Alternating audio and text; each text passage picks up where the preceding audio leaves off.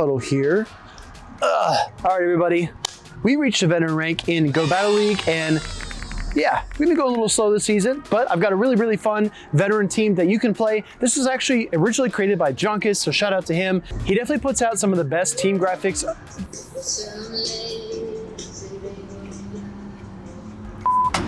He definitely puts out some of the best team graphics with each of these rotations, and this team worked for me the best out of all of the teams that I tried. Grumpig, we don't talk about Grumpig, did not work out well for me. These are some of the best games that I have with this team, so let's go ahead and take a look. I'm starting back at 2423 or 2463, and this is one of the toughest leads for the team. The team is Claydol in the lead with that Shadow Pidgeot rocking Air Cutter in the back, as well as Morpeko, and I am running Seed Bomb Morpeko, and it's going to surprise a lot of people, as you'll see. This is one of the more difficult leads, though, as I was saying, because Dugong, obviously we're ABA weak to this Pokemon. I thought it was out of the meta, but unfortunately it is not. And to make things worse, the second Icy Wind is actually going to pace faster than our second Rock Tomb, so we're always going to be a little bit behind in this matchup, which makes it a little bit challenging. I'm gonna go and throw this Rock Tomb here into the Dugong. It does connect, but after the debuff, it doesn't do that much. And now my opponent is actually gonna be able to farm all the way down, but they make a huge mistake and they throw. They could have gone the straight Ice Shard fast attack down, but instead they give up a lot of energy, which allows me to bring in now the Morpeko and get a full Thunder Shock down. So you're gonna see this. I play against, I think, 3 different Dugongs, maybe 4 in this video. You'll see each one plays it a little differently. Aura Wheel does take the final shit away from the opponent. I reach for that Shadow Pidgeot. This Pokemon is so wicked. The Air Cutter is a massive buff. It does raise your attack by 1 stage every single time you use it, and it's less energy cost than something like, thought something bit me, than something like the Feather Dance was. So now that I'm single stage attack boosted, I'm gonna throw this next Air Cutter into the Wigglytuff, and it's enough to knock out. Oh, excuse me, no it's not, but the single gust takes it down, and now there is an Annihilate in the back. So honestly, this was a lifesaver getting off this charge attack. It was very close, but now that this Annihilate is so weak, we are in prime position. It needs 6 counters for that first Rage Fist, and I know that I got 2 against the Pidgeot. I am less than 4 Thunder Shocks away, and I will win the charge attack priority tie, so I'm able to land that Aura Wheel, get the knockout, and win the first battle. We're actually, 24-23. So if you're looking for a veteran team to climb from the 2400s to 2500s, this might be the one. Next game is going to be Talonflame lead. We're a little bit soft to this Pokemon. You can argue that we have the Rock Tomb Claydol and we have the Morpeko. However, it is a little bit tricky, and I did try to throw in charge attack priority and gave away a full free Incinerate, which is really, really rough. But I'm going to go ahead and shield here in case it is the Brave Bird. It's just a Flame Charge, interestingly enough. Now I'm 3 Mud Slaps away. Opponent gets to a second charge attack. I'm gonna double shield, because if it's the Fly now, then it's gonna be boosted and it's gonna KO me. It was the Fly. I'm gonna go for 1 Mud Slap and then the Rock Tomb here to try to take the second shield or take down the Talonflame. And we actually get the shield, which is really nice. I'm gonna swap now into Pidgeot. Because I know this is not a Brave Bird Talonflame, I'm not overly worried about the charge attacks. I know I'll be able to survive one of them. And I do. Gonna go for the Air Cutter here. 4-turn Gust versus 5-turn Incinerate. Perfect, because you're able to throw the Gust and then the charge attack. Air Cutter has got me single stage boosted. In comes Donphan. Oh, okay, I remember this trainer. This is a really fun team. We're gonna go ahead and throw 3 Gusts for 12 turns and then throw this Air Cutter into the Donphan. This one almost KOs, but the opponent does get to the Body Slam. It's not a super big deal because I know I can Mud Slap down with my Claydol. Oh, they actually swap. Oh, they go Gastrodon, double Mud Slappers in the back, but guess what, everybody? This is going to be a Seed Bomb Morpeko. Opponent gets to the charge attack here. This is going to be just the Body Slam. I need to manage my energy, though. I don't know if I can take another Mud Slap. I'm not going to risk it because I need the Seed Bomb here. So I go ahead and throw this charge attack, and it one-shots the Gastrodon, which is so insane. And I do get Mud Slap down by the Donphan. Now it's up to Claydol, and 2 more Mud Slaps do the trick. So, yeah. Seed Bomb Morpeko, definitely a fun Pokemon to play. Can surprise a lot of people who are not ready for it. And GG's to the trainer. They added me on X after this game, and yeah, honestly, without the little bit of shenanigans there's no shot I would have won that game. So I got pretty lucky. We're gonna run a Scorching Sands Claydol in this video. I know I didn't specify that earlier because Claydol generally specializes in ground type pressure regardless, because it does have the Mud Slap fast attack. However, I do think there is merit in running Scorching Stance because the debuff can be so critical. And it gains stab, right? You can run Ice Beam, you can run Shadow Ball. Neither of those are gonna get stabbed. Opponent does throw the close combat. The close combat. nice. Must be Icelandic, right? Klaus. Anyways, gonna go ahead and throw the air cutter here, or German. Gonna throw the air cutter here into the Clodsire to try to pick up the KO. And the opponent shields. I'm only one gust away, and it allows me to get to another air cutter. A lot of people don't know the air cutter counts on Pidgeot, so you can definitely use that to your advantage. Now it's the Sableye. I'm double resisting all the Shadow Claws here, and honestly, Pidgeot is on a roll. I know this Pokemon needs 5 Shadow Claws for each of the foul plays. I'm gonna let this one through, and my Pidgeot does barely hang on. This is not even like a really hyper-optimized Pidgeot. The IVs are not that good, but being able to hang on through that was really, really clutch. Come in Morpeko now. Opponent has to start to see what's about to happen. I'm only 5 Thundershocks away. They have no shot of baiting away my shield and getting to the Dazzling Gleam, so that is a knockout with the Morpeko, which you honestly love to see. Next battle against Gonzalo in the 2400s. We get our second shot at a Dugong lead. Let's see how our opponent decides to play this. If you remember the first time, they made a little bit of a mistake through the third Icy Wind when they didn't need to. This time I'm going to throw the Rock Tomb against the Dugong. Does pick up the first shield, was Charge Attack Party tied. Now at this point, I could swap to Morpeko because my opponent is 4 Ice Shards away, which is 12 turns, which should give me enough time to build up to the Aura Wheel, even if I got the 1 turn lag. But I'm gonna stay in with Claydol again and see what we can do. I want this second shield pretty bad, so I do throw the second Rock Tomb, but I think my opponent is gonna realize they can survive this and they're gonna no shield, and they do. So now I go into Morpeko. Now that they're on the 5 cycle, it seemed like a good time to do it. This is a really curious situation. I mean, I knew the Annihilate would shield anyway, either way, whatever you want to say. So I just throw the Seed Bomb there, and then I immediately go into the Claydol. I think at this point, I wasn't sure if I lived, so I was trying to tap the Charge Attack, and this is actually a mistake, but we might go full Shadow Pidgeot from here on out. Opponent is going to get up to the Rage Fist here. It's double resisted because it's Ghost, but my opponent's already one stage attack boosted, so I don't want to take too much damage, and I am able to get the Gust down. Opponent did have the Dugong. Now, their final Pokemon is Sableye. They try to pull the Peekaboo, the Switcheroo, and I don't fall for it. I'm gonna go ahead and throw the Air Cutter here to pick up the KO because I do not want to take any more Ice Shard damage. And we do. Can we get to the Brave Bird now that we were single time boosted? Yes, we can. Si se puede. Here comes the Brave Bird into that Sableye. It's boosted, and that is a massive knockout. So opponent did the right thing, tried to do the Peekaboo play, but Gus is such a hard fast attack to time against, especially because, it's like a Volt Switch user. You have to be really, really careful, and you have to wait a little while longer than you think. It's super uncomfortable. Next game, we get the Swallot lead. Opponent goes into Blastoise. Big man Blastoise. I'm still trying to find a team with this Pokemon that actually works. If you have a good Blastoise team, please leave it down in the comments below. I've even resorted to using a really weird Charge Attack on Blastoise, and maybe I'll make a video on that as well. Gonna go and throw the Aura Wheel into the Blastoise here. This time it gets shielded, which is definitely a curious thing. Blastoise's timing is 4-3. They probably think that this is Psychic Fangs. Oh, they actually shield regardless. Their timing for the Hydro Cannon is 4-3. So 3, 6, 9, 12, and then 9 more. Yeah, I think our Morpeko is really on track here. Opponent does throw another Charge Attack because I do get a little lost in the sauce. I'm going to eat my shoe right now for what I said. I definitely was not paying as close of attention as I should have been, but can I get to a full Gust down? No, I cannot. And it goes from honestly bad to worse. It goes from screw up to disaster here because now in comes the Swallot. I'm going to pivot back into the Claydol.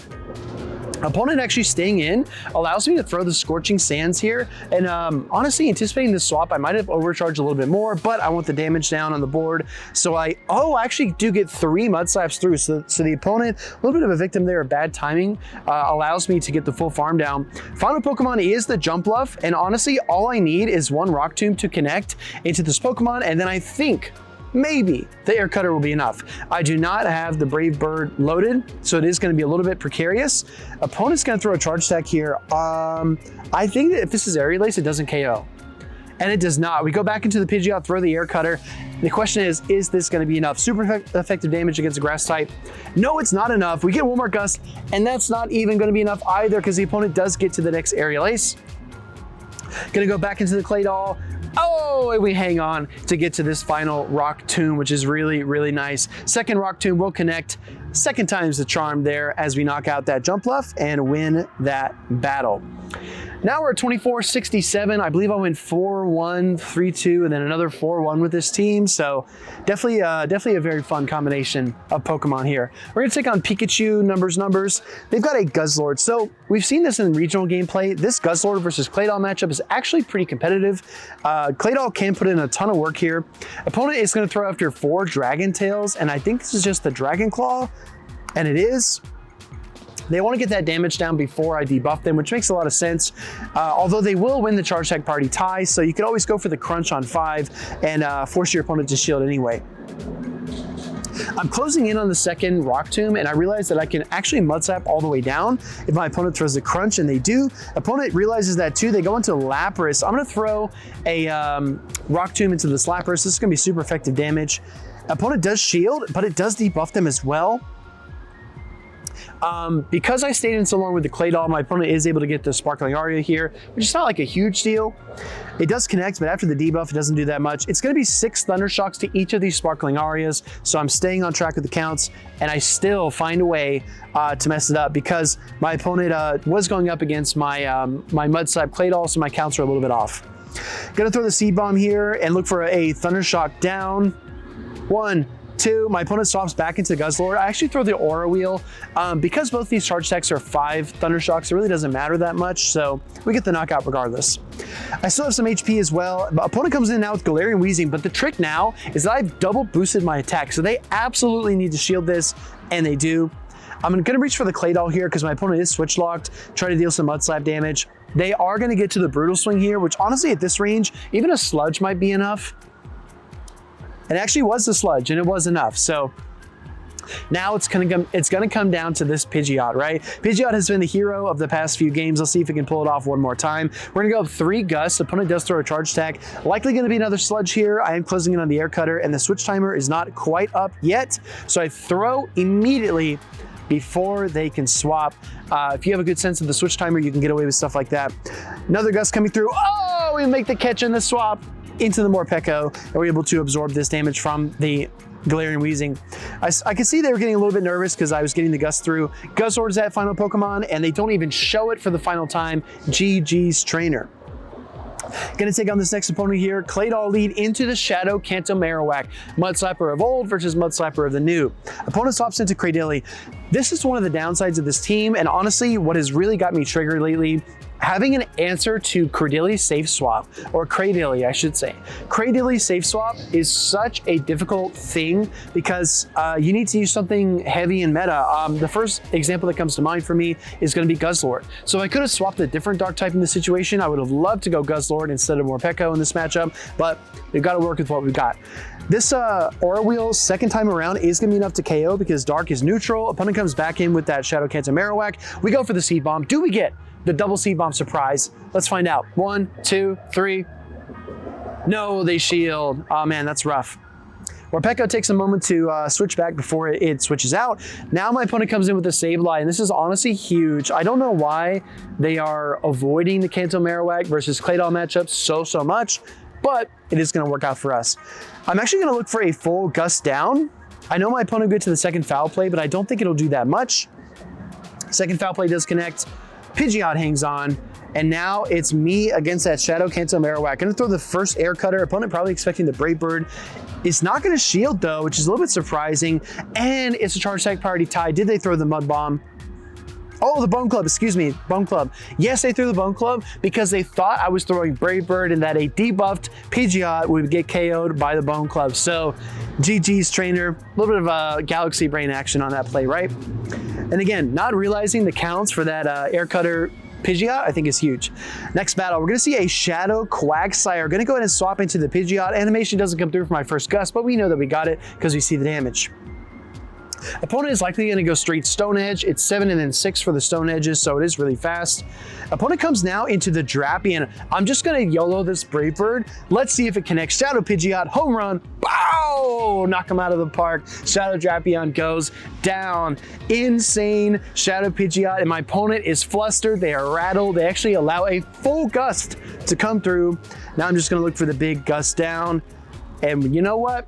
When Pidgeot lands a Brave Bird, Pidgeot goes to town. That is a really, really nice win. This is up against Granny Singapore, which I absolutely love this name. And they're bringing one of the worst Pokemon that I could potentially see in Shadow Pidgeot. Honestly, this thing is a monster. I've looked at this. It beats Clodsire. It has a really solid matchup against Cradily because the avalanches do hit so hard. But you are taking a lot of super effective damage back too. You're taking Stab, Rock Tomb, Stab, Grass Knot. It's really tough. Seed Bomb does surprise the Piloswine here, and at this point, I cannot allow this Pokemon to stick around.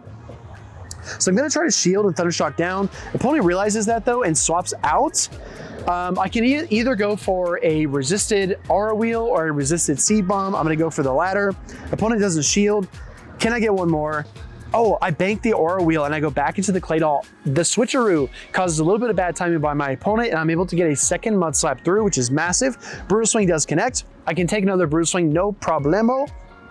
And the good news here is that I think after I KO this Galarian Weezing, my opponent is not likely to bring back in the Piloswine. So yes. Oh, I was gonna throw the Rock Tomb and I thought it was a Mandibuzz, but it's actually Galarian Moltres, and now I'm in trouble because I thought that I could get off one more fast attack. I honestly should have just waited.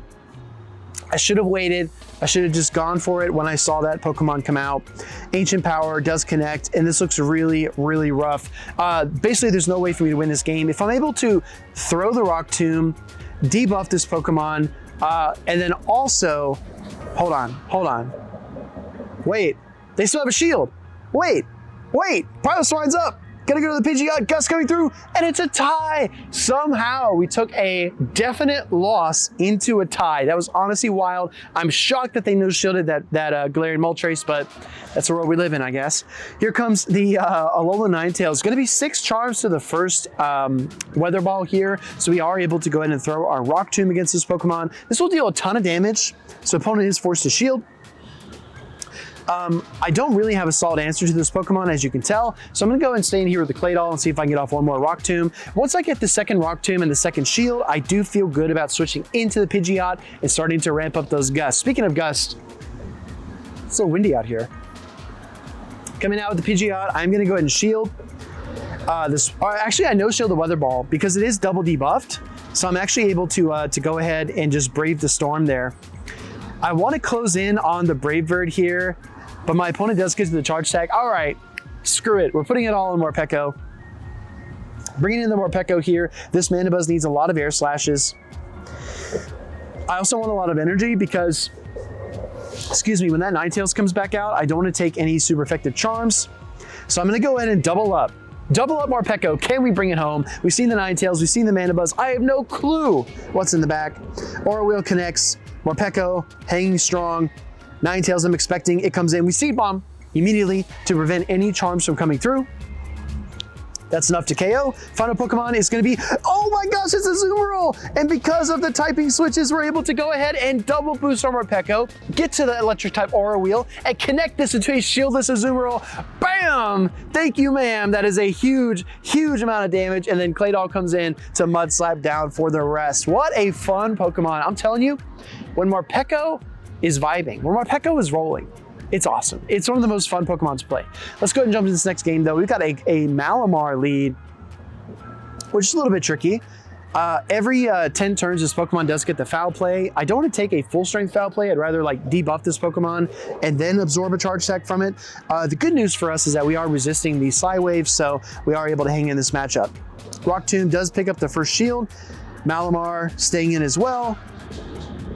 Actually, this matchup is really close, if I'm being honest. I think the Malamar is going to get to 3 of these foul plays before we get to 3 Rock Tombs, of course, because it's only 15 turns for it versus the Rock Tomb, which is, what, 15 to the first Rock Tomb? That's a lot. Or excuse me, it's 30. It's 30, right? Anyways, here comes the Toxapex. The shining light of hope here is that the shields are down and we have a Morpeko in the back. However, I need to put in some work against this Toxapex. I still have a shield. It might be too much for the Morpeko, so I am going to go ahead and protect the Pidgeot here and see if I can run the gambit here with the Pidgeot. We're going to throw the Brave Bird. I'm keeping one eye on the switch timer as well because I do think I will be able to get back to it pretty soon. Opponent comes in with Diggersby now. Oh, okay, we go back into the Claydol here. This is getting a little bit dicey, a little bit mixed up. Scorching Sands might just barely be enough to KO. It's gonna be really close. It is not actually. An opponent, oh, they get the full quick attack down, which honestly sucks. And now I don't know if there's a way we can win this game because Diggersby's a beast. I'm gonna come back in with the Morpeko. This is looking really rough. We had a lot of momentum there, but this is just going to be really difficult. Scorching Sands basically one-shots Morpeko. Going to come back in with the Pidgeot, and they have another charge attack on the Malamar. So Malamar, definitely a core breaker for this team. Definitely a very difficult Pokemon to deal with. They throw the superpower for nice finesse, but yeah, that was definitely a difficult matchup. I think this is the last game of the video, everybody. So if you watch this far, if you're going to play this team, either way, let me know down in the comments below. We've got an Azumarill lead in this last game of the video. Azumarill is going to stay in this matchup for a while after I switch into Shadow Pidgeot. Now, Shadow Pidgeot can put in a lot of work, but obviously we want to shield these Ice Beams. They come in with a Talonflame, and I built to the Brave Bird, so maybe I get a shield here from the Firebird. And we do not. They don't respect the Air Cutter, but I'm able to throw 2 Air Cutters for 8 turns in the midst of 2 Incinerates for 10 turns and get my charge attack on turn number 9. Opponent actually shields that one, and I'm able to get off 1 more. Oh, they go for 2 more Incinerates, which allows me to get to a 3rd Air Cutter. Again, not knowing the counts is helping us so much. And you know what? We could have actually shielded and won this matchup, but I want to save at least 1 shield for the rest of the battle. Opponent does have 2 moves. I come in with the Claydol now, not expecting this to be a Brave Bird. And it actually is, excuse me, it was. I'm gonna come in now in with the Morpeko, and the opponent just freaking top lefts. They just freaking quit because they see that there's no way to win that battle. I lied, there's 1 more battle. Let's check out Infamous Hawk here. Infamous Hawk is gonna play Shadow Galarian Weezing. We're gonna lead our Claydol right into it. They swap now into Kanto Marowak. So the Kanto Marowak Rock Slide is gonna be 5-4. So I think I can respect the first Rock Slide and maybe throw an Air Cutter and pick up the knockout here after 2 more Gusts. That's what we're gonna try to do. 2 Gusts is basically 3 Mud Slaps, so good timing for us. Opponent shields, which is a bold call, Cotton. Let's see if it plays. Wow, I butchered that. It's a bold call, Cotton. Let's see if it pays off for him here. Rock Slide does get shielded up, and I get a full Gust down. Gust me down, because I'm cold. Gonna go up 2 more Gusts. And then for the Brave Bird here, do we get the shield from the Galarian Weezing or the knockout? And we get the knockout. Brave EP coming at him. Claydol comes in. I'm gonna go up 3 more. I'm gonna swap into my own Claydol. They have not even seen the Morpeko yet. Granted, Morpeko would not have a very good matchup, but still, I didn't even show my 3rd Pokemon, and I'm absolutely rocking their world. Gonna come in and throw a Rock Tomb now into this Claydol. On the off chance that I have Ice Beam or Shadow Ball, I'm trying to get them to respect it, and they do not, which is fine. The Rock Tomb still means that I'm 100% chance guaranteed at a debuff, which means I can likely hang on through this next charge attack, which is super important. I do hang on, and I get to the Scorching Sands, and guess what, everybody? I still got the Brave EB on the Pidgeot. I don't know if that rhymed or not, but I am able to finally peel away that final shield. Pidgeot comes in, Brave Bird is loaded. Did not even show Morpeko in this game, and Shadow Pidgeot carries us to victory. All right. Awesome video, everybody. I hope you enjoyed it. Please leave me a like. Leave me some comments down below. Let me know what you thought. Thank you so much for watching till the end, and I'll see you hopefully before we hit Expert. I think I'll play a few more games before then. All right, everybody. Peace.